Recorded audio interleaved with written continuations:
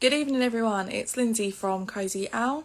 Tonight we're going to be talking about our soap making kits. I'm joined by the lovely Abby from Sense Candles.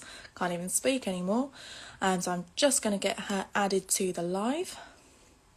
So if anyone does have any questions throughout tonight, do let us know and we'll try and answer anything that's a little bit more tricky or a little bit more technical. Do feel free to message through either on Facebook or Instagram, and we can get round to that. Hi, Abby. Hello. Thank you for the lovely introduction. No problem. We'll just wait for a few more people to join and then get started. Did you already mention that we're talking about soap making kits? I did indeed. Brilliant. Practice so this one and said candles a few times. That's okay. So this talk today will be mainly aimed at beginners, or if you are a crafter like myself and specialise more in candles or wax melts and you want to transition maybe into soaps, something like that. So this it works for different purposes really. And I'll repeat this in a moment when more people are joined, but we'll take you through what's in the beginner kits, how easy they are to use, how they make brilliant gifts and everything like this, take you through some tips as well, and also help you move towards selling products as well. So if you maybe sell candles, it's a slightly different process if you want to sell cosmetics or soaps, and we'll talk about that as well. That's kind of a roundup of what to expect. Well, we've got a lot of people joining this evening. That's really good to see. Hi, everybody. Hi, everyone. This is great, actually. I'll just let a few more people join. So we're talking about soap making kits this evening. So if you're new to any kind of crafting really, candle making, soap making, let us know in the comments. Let us know maybe what you're working on this week. That's always interesting to hear, what fragrances you're working with. And if you do have any random questions, even if it's unrelated to soap, feel free to drop a comment and we'll absolutely answer it as best we can for you. We'll definitely do our best. Waves coming through. Hi, everybody. Has anyone actually tried any soap at home out of interest? Yeah, that would be really interesting to know. If you've tried one of these kits, you might even be more of an expert than me. Cosy Owl likes to challenge me to new things, coming up with new ideas and trying out things. So as I said, I make candles and wax melts traditionally, but I made soaps for the first time at Christmas, so I'm as new as everyone else potentially listening in, and I made them as gifts. So I'm here as much as you guys are to pick Lindsay's brain tonight, because she is super pro on this, so it's brilliant. I try my best. There's still things that I don't know as well, guys, so I mean everyone is as new to this as anybody else. Brilliant. So I can see a few people are quite new to soap making, so that's brilliant. So as I mentioned, my name's Abby. I'm from Make Sense Candles. I started working a couple of years ago now, in the very first lockdown, making candles that are designed to be upcycled. So they all come with wildflower seeds, and then the idea is that once the soy wax burn down, you plant those up. So that was my concept. That's where I've started, and then I've started working with Cosy Owl, doing beginner workshops, these Instagram lives on a range of topics. These will all be saved as well, so you can go back to them as well after today. Lindsay, do you want to talk about all the things you do at Cosy Owl? Oh, where do I even start? So Cosy Owl started about 4 years ago. We primarily were dealing with candles, specifically container candles, as some of you might have noticed. And it did start really small. We only had a couple of waxes to begin with, a few fragrances, a handful at maximum. And I joined about 2 years ago to the craziness that is Cosy Owl. And since then, we've obviously moved more into wax melts, we've moved more into soaps, and following that, cosmetics as well. So you've got all your stuff to make beard oils and lip balms and all sorts. So it is never ending, and we are still talking about expanding even further. So don't run away just yet. So these kits were fairly new, weren't they? So all these beginner kits. Yeah, the new, I want to say about a year ago, maybe. It was during lockdown that we really sort of ventured out into more kits, because we were noticing a lot of people were really wanting to make candles at home. And obviously we had all the products anyway, so why not do the kits? So a lot of that was making guides ourselves, because we write all the information on the website. We were making the guides for beginners or maybe even more advanced people, enough to give the gifts, the kits as gifts, or just to try it out yourself at home, perhaps even with the kids. And as we had all the products to hand, it was easy to launch those really, really quickly. Now the soaps are very much a favourite of mine. I've always been into cosmetics, specifically sustainable cosmetics, those that don't test on animals and anything like that, which we are really, really big on at Cosy Owl. Vegan friendly, cruelty free is our main thing that we look for in new products. So we do get a lot of people asking about the sustainability of certain items, where it's come from, how it's been created, and the ingredients, which is all on the website as well. But yeah, I just love making the funky colours for soap. I love playing around because it is so easy to use. Perhaps, sorry Abby, even easier to use than wax melts. Yeah, I would say so. I think I found the challenge, so if anyone's just joined, I'm kind of experienced in candles and wax melts, but I'm more new to soaps, and I don't sell my own at this point. So I'm really interested to say, for the end of this talk, and pick Lindsay's brain about how to kind of shift into selling cosmetic products as well. So the only thing I was going to say was I found the transition with working with the different textures and working at different temperatures tricky, because you have to move fast when soap's going to set. It seems to like take ages to melt at the beginning, and then suddenly it starts set and it goes kind of congeals and everything like this, and you have to work quite quickly. That's what I would say. But I'm hoping I'm going to get more tips from you today.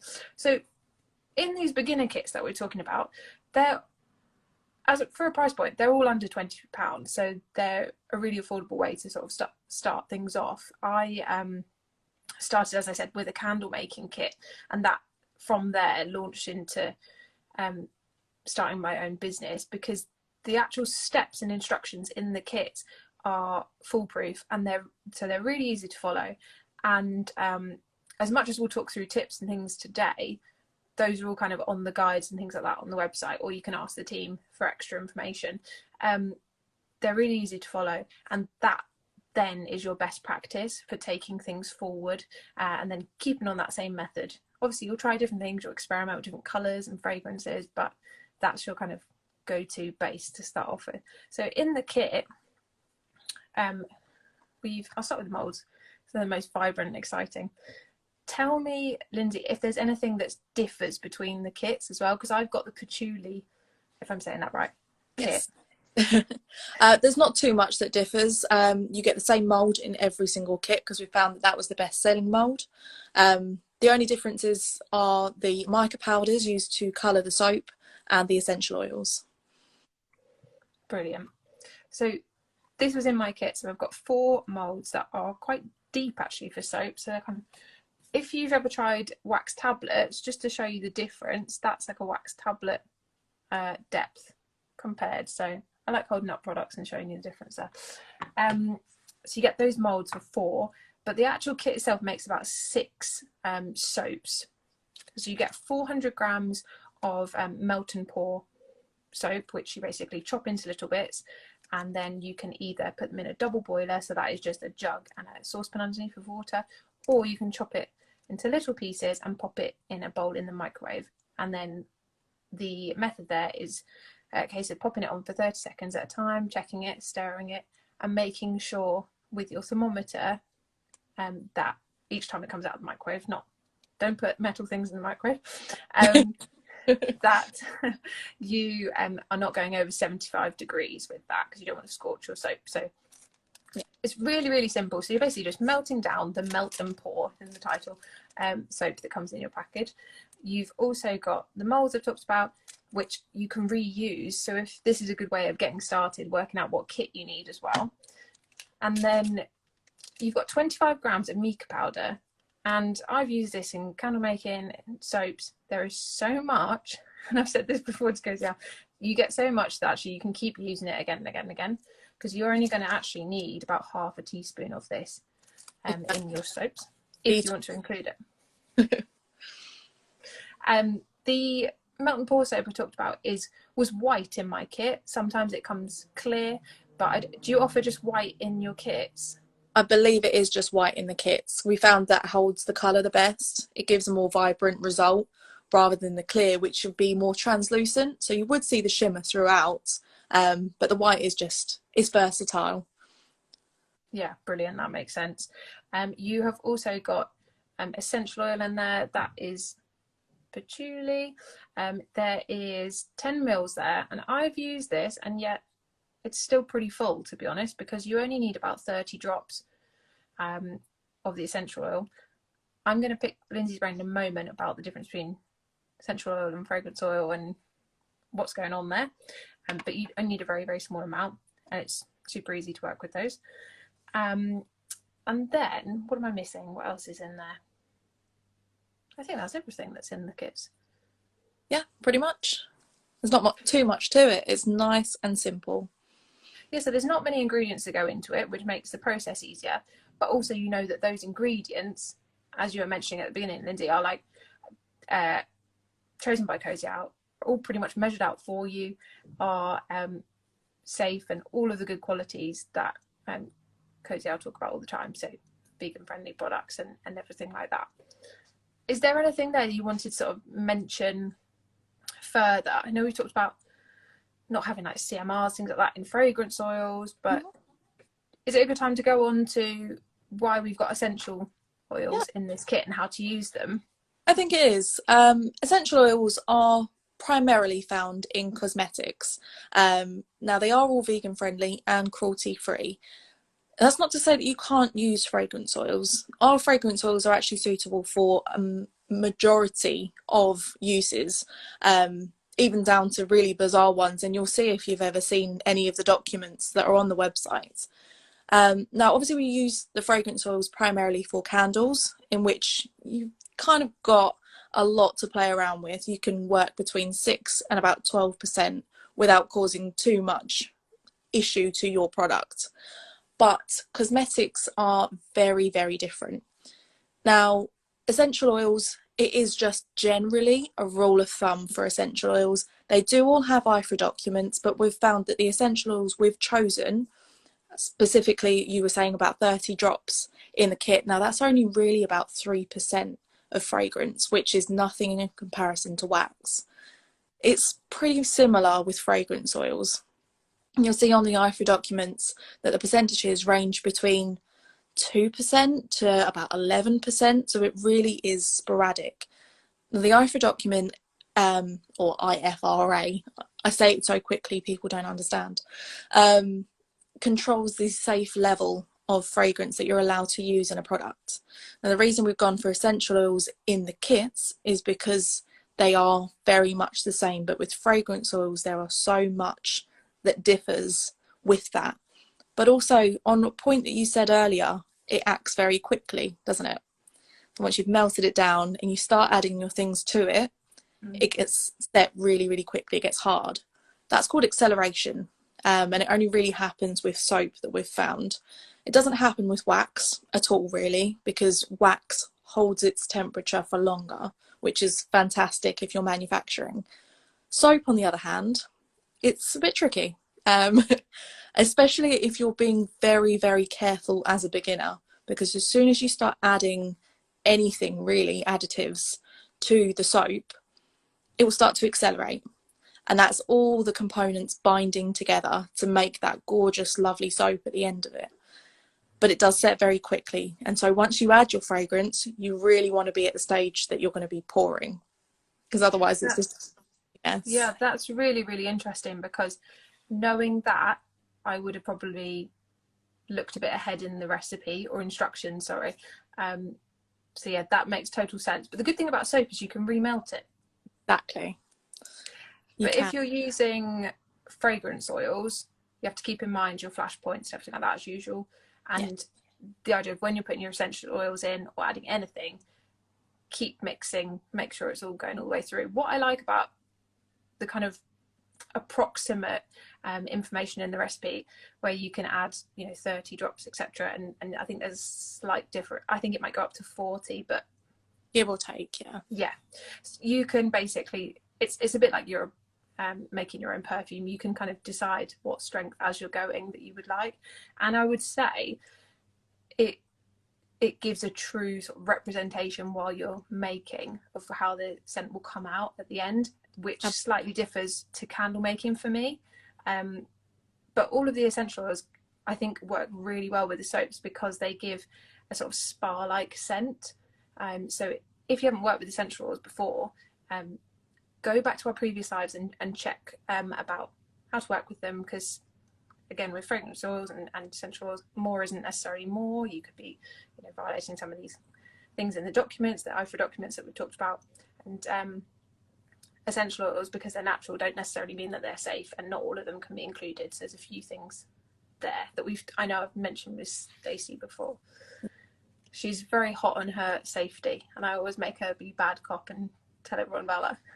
I really don't blame her for that. She has been working tirelessly. We've had updates to all of our legal documents. So I have been helping, don't get me wrong, but she has been an absolute trooper, and she's been going through every single document. It takes hours, it really does. And she's been going through making sure everything is safe, everything is up to date, and everything is legal, so that we can then update the website and of course you guys. But it's generally taken us around 2 months, and we're still not even close to being finished. So I take my hat off to say she's working very hard. Yeah, it's a lot of work, but it really helps anyone else out who's like trying to refer to these documents and make sure that CLPs and all these things are compliant. Before I ask you about how to take things further, because I'm really keen to hear about that, I'll just show you the actual soaps that I made at home and a couple of other molds. So I mentioned about the process earlier, so if you're just joining now, make sure you go back and rewind the live on when it's on Cosy Owl's profile. So we're not getting it when we put things in the microwave or on a double boiler, and we're melting the melt and pour wax down initially before adding everything in. We're not going above 75 degrees, and then when you're adding everything in, fragrance oil, mica, try and do that around 60. That's kind of best practice there, especially with these kits. But if there's any kind of differences and nuances with these kits, that the instructions will tell you, and they're really easy to follow. So I showed the standard molds that are in the kits earlier, and these create super shiny. They are super shiny. You've done really well there. They are glowing. Super shiny, not waxes, soaps with a beautiful scent, and that's just with the silver satin mica powder that was in the kit. You will notice, if you can see really close up, I've gone slightly wrong, and I like to kind of show what goes wrong on my lives. There's a bit in the instructions which says to brush a little bit of mica in the actual mold to begin with. Now I was a bit heavy-handed with this, so you can see I've still got some mica actually left in there, so that is why I've got slight indentations. That looks like one of my molds, don't worry. So don't do that, basically. Don't do what I've done. Go spread it a little bit more thinly, and also mix it in, and you'll get a lovely glow on the top then, and you won't get any dents.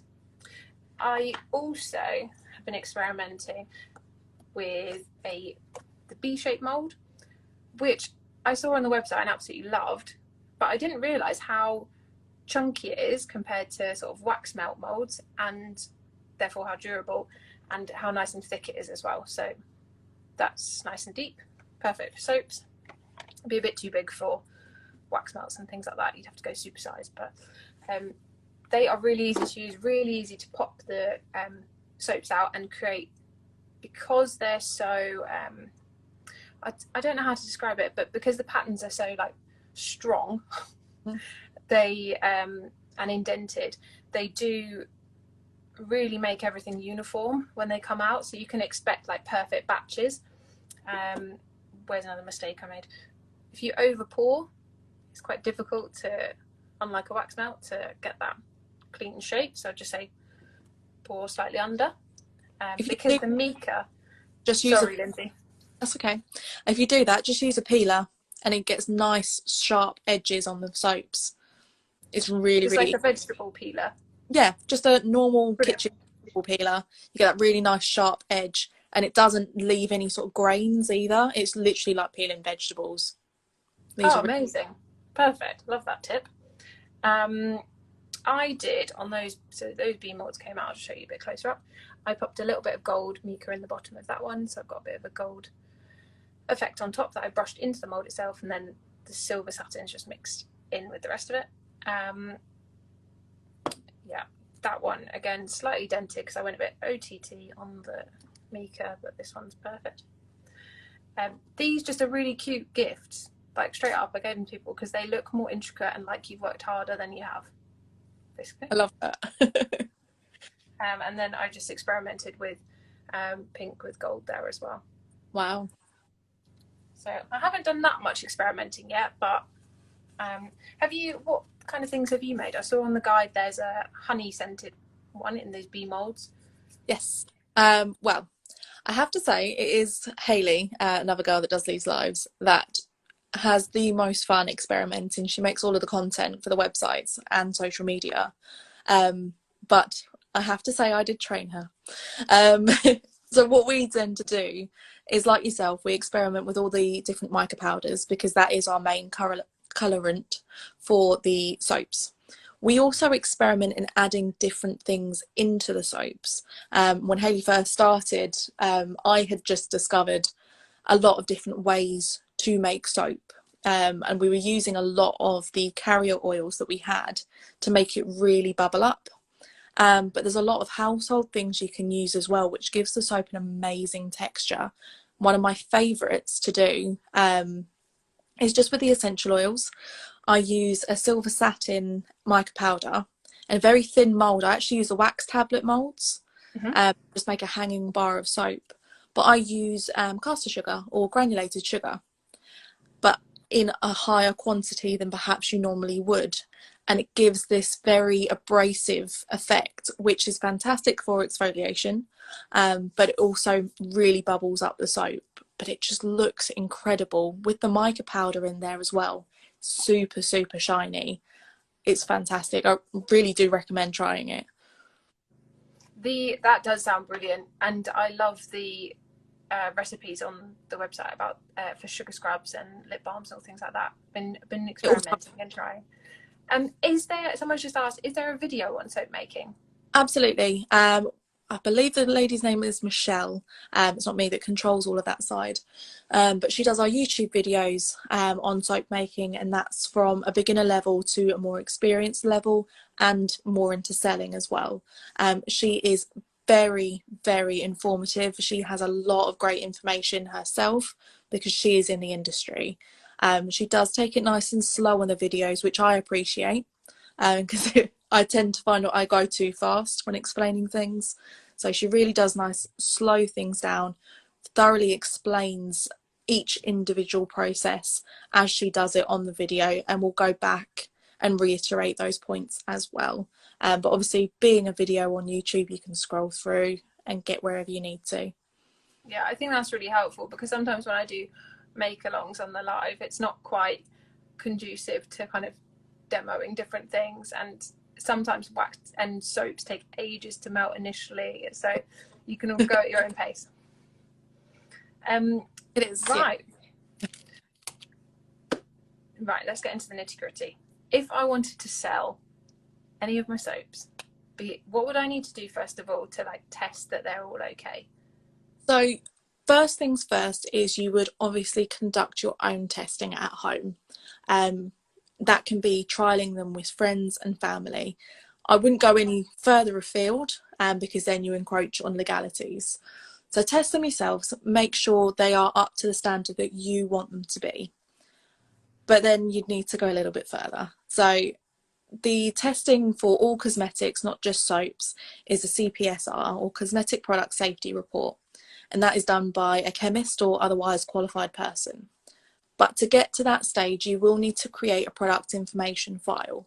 That will include all the details on the raw materials, the finished product, your own testing, and a lot of other very, very technical points. But a CPSR, you basically send off your recipe. It doesn't necessarily need to be the complete product. It is just the information you have and the recipe to a chemist. They will assess all of the legal documentation. Now that will include the SDS documents or safety data sheets that we show you on our website that you're obviously able to use. All of the ingredients that are contained in those products. So that will be the melt and pour soaps, the essential oils, the mica powders, and anything else you've decided to use.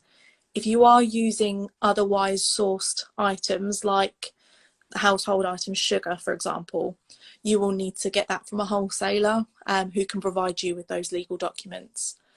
It is the chemist's responsibility to test the recipe and make sure it is safe to be used as a cosmetic product for its intended use, for soap, of course, not for food, for example.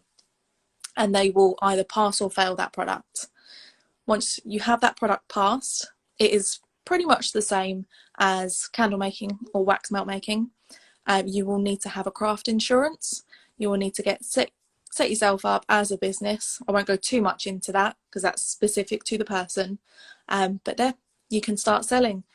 The key thing to remember is to keep your product information file to hand at all times and post on your website or selling page as much information as you physically can and ensure that your labelling is 100% accurate, because the last thing you want with any cosmetic product is to be used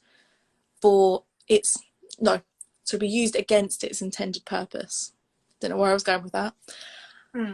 Used against its intended purpose, obviously that can cause problems for a customer. We've had a lot of people ask, what if someone eats it? What if they use it for cooking or anything outside of its intended use?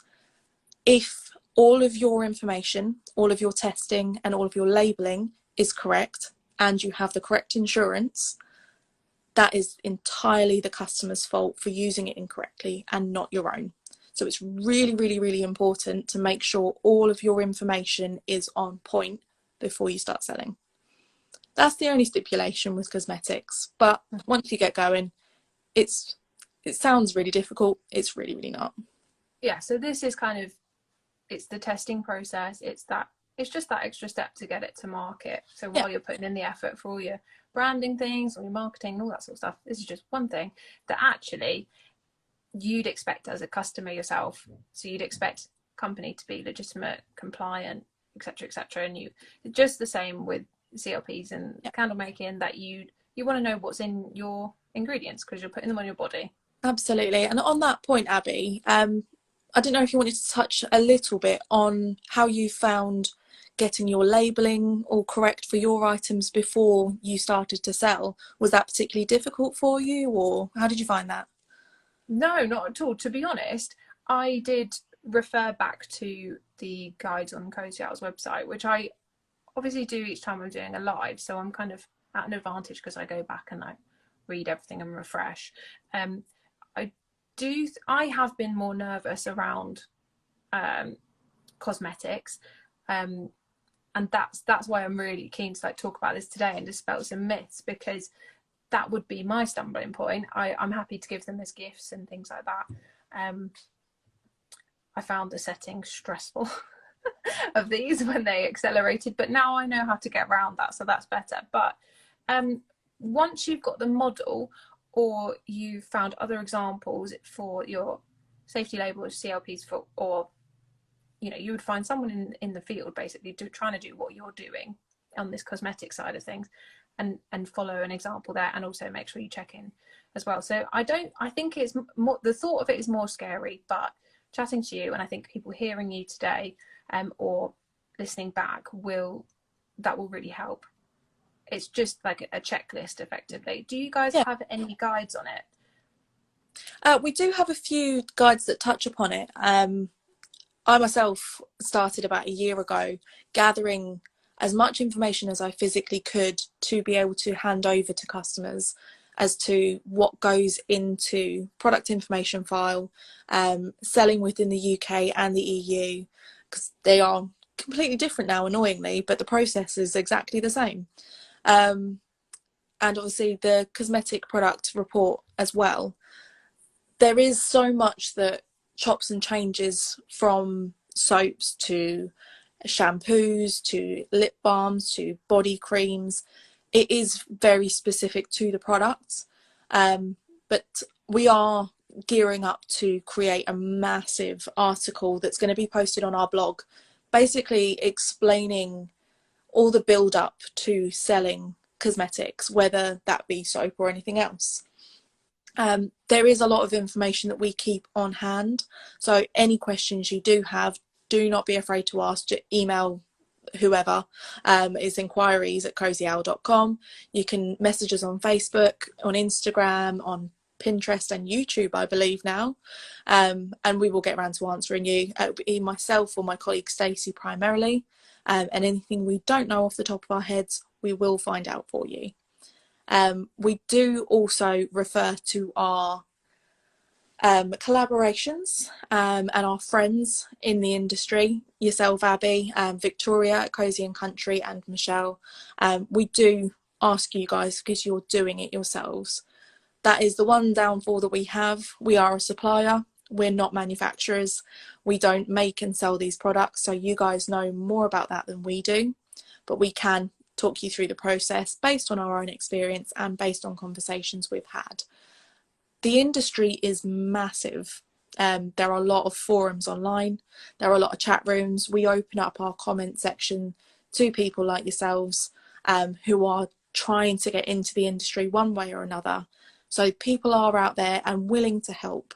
That's the most important thing. Do not be afraid to ask the question, because you will get a response from somebody who wants to help you.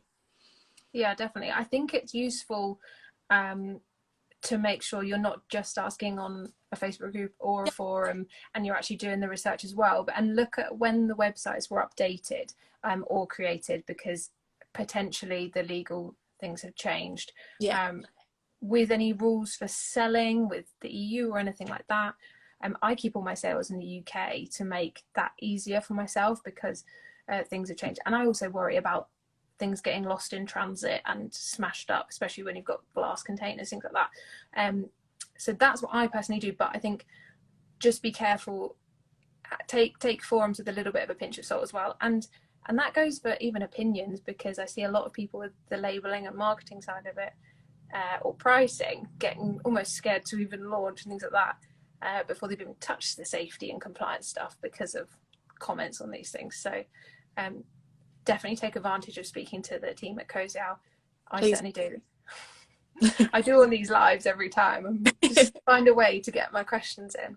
That's fine. We appreciate it, and we are happy to help, Abby. But that's a very good point actually as well. Obviously do check the forums, but a lot of people don't know you can actually contact your local trade and standards. They do have the answers, like definitive answers. We can advise, but if you're worried about legalities and selling, especially UK and to EU, obviously we have customers in France, Germany and all over Europe, so we have to consider that as well. But do speak to your local trade and standards. They don't throw you away, they don't push you back. They have to answer your question, and they will do with insane accuracy. Yeah, and you could always come to the team to kind of demystify some of the jargon they use, if that is the case. I mean, because there's nuances with everything. I'm sure we'll get onto summer candles in one of these lives, but things like saying with using citronella, you can't say that it's wards off mosquitoes, even if it kind of does as a byproduct. You can't make that claim. So there are kind of, just because it then goes into another field of being, I think, a medical product or something like that, or a health product. So there's a few things like that to think about. But I will bring it back to the kits. The kits are super easy to get started with. You could do them with children during the holidays, and the Easter holidays have just passed, but the temperatures are pretty low. The materials you're working with are very stable. You can microwave, so you don't have to worry about double boiler and hot water. And really easy to use. The actual kits themselves make good gifts. Mine was gifted to me originally by a housemate in lockdown, just looking for something to do one evening. And then the actual products themselves are really fun to give people. because you've also just got too many. You make 6 and you need to, that's a lot of soap, so you've got to give it to other people. But if anyone has any more questions, I hope you found today's live useful. We'll be back in a couple of weeks on a whole different topic, but if you have any other questions, message the team. There you go. I do see a lot of people are still sort of lurking, watching perhaps. Not a lot of comments coming through at the moment, so I think we'll round it up there for today. But don't be afraid if you do have a niggling question at the back of your head. I'm going to be on my phone for the rest of the evening. I shouldn't really, but never mind. So I will answer your questions if you want to message me at all. You can just message direct through Facebook or Instagram. Or if you fancy emailing, I'll be at work tomorrow, so I will answer those for you. Abby, it's been an absolute pleasure. I'm really pleased to see how your soaps have come out. I'm really interested in the different colours you were using there, specifically in the bee mould with the pink and the gold. That's really cool. I really like it. I'm going to get experimenting. I feel inspired, so thank you. You've done really, really well. And for a beginner yourself, absolutely fantastic. Really well done. Thank you so much for joining me as usual. No problem. Thank you everyone else. We'll see you in 2 weeks, Abby. Bye. Bye. Bye.